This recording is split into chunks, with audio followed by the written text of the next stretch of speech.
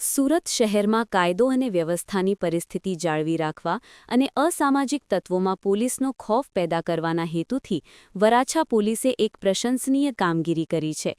વરાછાના અભયનગર વિસ્તારમાં નિર્દોષ લોકો પર દાદાગીરી કરી, મારામારી કરી રોફ જમાવતા માથાભારે શખ્સ રાણા દેવા સાંટિયાને પોલીસે ઝડપી પાડી તેને ઘટનાસ્થળે લઈ જઈને કાયદાનું ભાન કરાવ્યું હતું. થોડા દિવસો પહેલા સોશિયલ મીડિયા પર એક સીસીટીવી વિડિયો વાયરલ થયો હતો, જેમાં રાણા દેવા સાંટિયા નામનો શખ્સ એક નિર્દોષ યુવકને જાહેર રસ્તા પર ઢોર માર મારતો જોવા મળ્યો હતો. આ શખ્સ પોતાની દાદાગીરીનો રૂવાબ છાંટવા માટે અવારનવાર સામાન્ય નાગરિકો સાથે મારામારી કરતો હતો.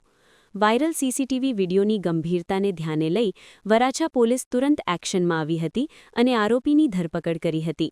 લોકોમાં ફેલાયેલો ભય દૂર કરવા માટે વરાછા પોલીસે આજે આરોપી રાણા દેવા સાંટિયાને તે જ વિસ્તારમાં લઈ જઈ પહોંચી હતું.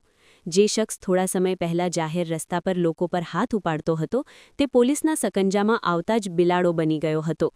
પોલીસે આરોપી પાસે જાહેરમાં બંને હાથ જોડાવી કરગરાવ્યો હતો અને સ્થાનિક લોકોની સામે જ તેની શાન ઠેકાણે લાવી હતી. પોલીસ તપાસમાં સામે આવ્યું છે કે રાણા દેવા સાંટિયા રીઢો ગુનેગાર છે. તેની સામે અગાઉ પણ વરાછા સહિતના પોલીસ સ્ટેશનોમાં 3 થી 4 જેટલા ગુનાઓ નોંધાઈ ચૂક્યા છે.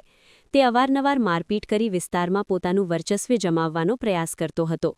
આ કાર્યવાહીથી અભયનગર અને આસપાસના વિસ્તારના લોકોમાં રાહતની લાગણી જોવા મળી છે અને પોલીસની આ કામગીરીના વખાણ થઈ રહ્યા છે.